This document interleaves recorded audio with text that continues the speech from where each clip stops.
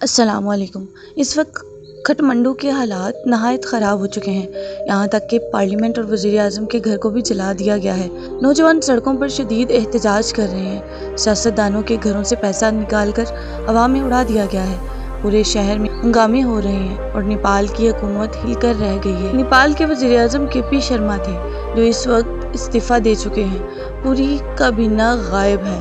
نوجوانوں نے پورے شہر پر دھاوا بول دیا ہے، یہاں تک کہ 5 اسٹار ہوٹلوں کو بھی آگ لگا دی گئی ہے۔ نوجوانوں کا کہنا ہے کہ وہ کرپشن کے خلاف احتجاج کر رہے ہیں۔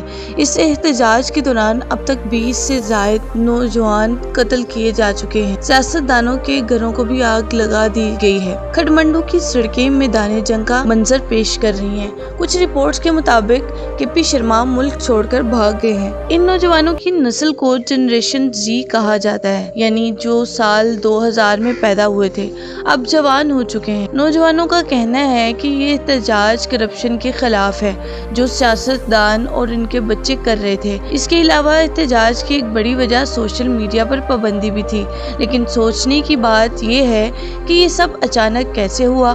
کیا اس سے نیپال کو فائدہ ہوگا یا نقصان؟ اس کے لیے ہمیں 8 ستمبر سے کچھ دن پیچھے جانا پڑے گا، جب کھٹمنڈو میں لوگ معمول کے مطابق زندگی گزار رہے تھے۔ شہر میں خاموشی تھی، لیکن کوئی نہیں جانتا تھا کہ یہ خاموشی طوفان سے پہلے کی ہے۔ ناظرین، نیپال میں 20% سے زیادہ لوگ غربت کی لکیر سے نیچے زندگی گزارتے ہیں۔ کرپشن کے لحاظ سے نیپال 107ویں نمبر پر آتا ہے۔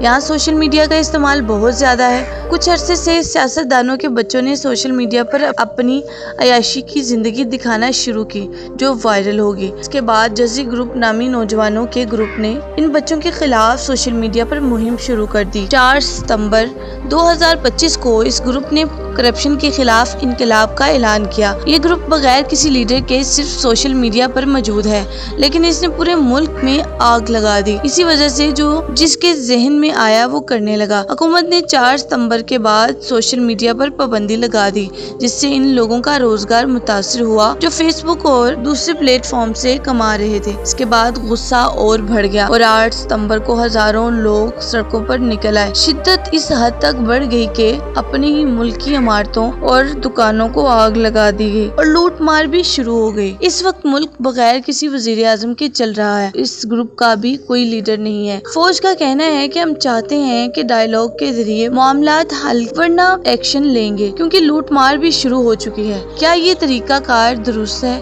اس بارے میں اپنی رائے ضرور دیجیے گا۔ کچھ حقائق بھی ہیں۔ ٹریڈنگ اکنامکس کے مطابق پچھلے 10 سال میں نیپال میں کرپشن میں کمی آئی ہے۔ کورونا کے بعد دنیا کی معیشت متاثر ہوئی ہے، لیکن نوجوان نسل جوش میں آ کر کچھ بھی کر سکتی ہے اور سوشل میڈیا کی وجہ سے آگ تیزی سے پھیلتی ہے، لیکن نقصان ہمیشہ ملک کا ہوتا ہے۔ اثاثے جلانے سے ملک کو کوئی فائدہ نہیں ہو سکتا۔ اس سے پہلے ایسے احتجاج سری لنکا، بنگلہ دیش اور انڈونیشیا میں بھی ہو چکے ہیں، لیکن ان ممالک کی معیشت آج بھی ویسی ہی ہے جیسی انقلاب سے پہلے تھی۔ ناظرین، اس ہنگامے اور احتجاج سے پہلے لوگ کیسی زندگی گزار رہے تھے؟ آئیے جاننے کی کوشش کرتے ہیں اور چلتے ہیں نیپال کے ایک شاندار سفر پر۔ نیپال ایک ایسا ملک ہے جو ہمالیہ کی گود میں بسا ہوا ہے، ایسا ملک جس پر آج تک کسی ملک نے قبضہ نہیں کیا۔ نیپال کی معیشت کا بڑا حصہ سیاحت پر مشتمل ہے، لیکن احتجاج کے بعد یہ شعبہ تباہی کی طرف جا سکتا ہے۔ نیپال کا آفیشیل نام federal democratic republic of Nepal ہے۔ یہ جنوبی ایشیا کا خوبصورت اور پراسرار پہاڑی ملک ہے، جسے دنیا کی چھت بھی کہا جاتا ہے، کیونکہ دنیا کا سب سے بلند پہاڑ ماؤنٹ ایورسٹ بھی یہی ہے، جسے نیپالی زبان میں ساگر ماتا کہتے ہیں۔ یہ ملک ہمالیہ پہاڑوں کے دامن میں واقع ہے۔ ایک طرف اس کا بارڈر چین اور دوسری طرف بھارت سے لگتا ہے۔ 2025 کی رپورٹ کے مطابق نیپال کی آبادی 3 کروڑ 18 لاکھ کے قریب ہے، جو دنیا میں 48ویں نمبر پر آتا ہے۔ 1,47,181 مربع کلومیٹر ہے، جو دنیا میں 93ویں نمبر پر آتا ہے۔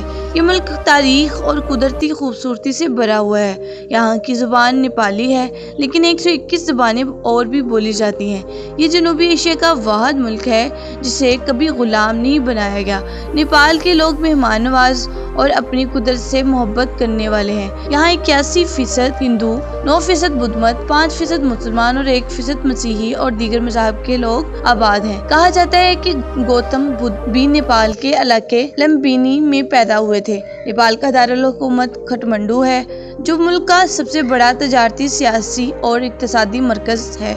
ये खूबसूरत वादी में वाक़या है और इसे हिमालय का दिल भी कहा जाता है। नेपाल की जो GDP 43 बिलियन डॉलर है और आवाम की सालाना आमदनी तकरीबन $500 है। ज़्यादातर लोग ज़राअत से वाबस्ता हैं, जबकि मईशत की रीढ़ की हड्डी सियाहत है। यहाँ का करेंसी रेट पाकिस्तानी रुपए से ज़्यादा मजबूत है। एक नेपाली रुपया के बदले 2 पाकिस्तानी रुपए आते हैं। नाज़रीन, नेपाल इन चंद ममालिक में से है जो यौम आज़ादी नहीं मनाते, क्योंकि इसने कभी आज़ादी हासिल ही नहीं की, हमेशा आज़ाद रहा है। यहाँ का झंडा दुनिया के दूसरे मुल्कों से मुनफरिद है, जो 2 मसलसों से बना है, जो हिमालय की अलामत है। नेपाल में 2007 तक बादशाहत कायम थी, लेकिन 2008 में जमहूरियत आ गई। सालाना लाखों सयाह यहाँ आते हैं। पाकिस्तान से वीज़ा ऑनलाइन मिलता है, जिसकी फीस भी $50 है। काठमांडू एक पुरहजूम और कदीम शहर है। यहाँ हिंदू और बुद्ध के कदीम मंदिर हैं। शहर की नाइट लाइफ बहुत मशहूर है। सफाई का निज़ाम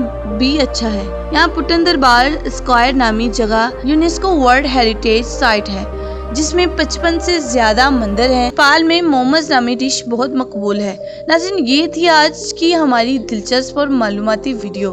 अगर आपको वीडियो पसंद आई है तो कमेंट में ज़रूर बताइएगा, और नए आने वाले नाज़रीन से गुजारिश है कि चैनल को सब्सक्राइब और लाइक करें। अगली वीडियो तक अल्लाह हाफिज़।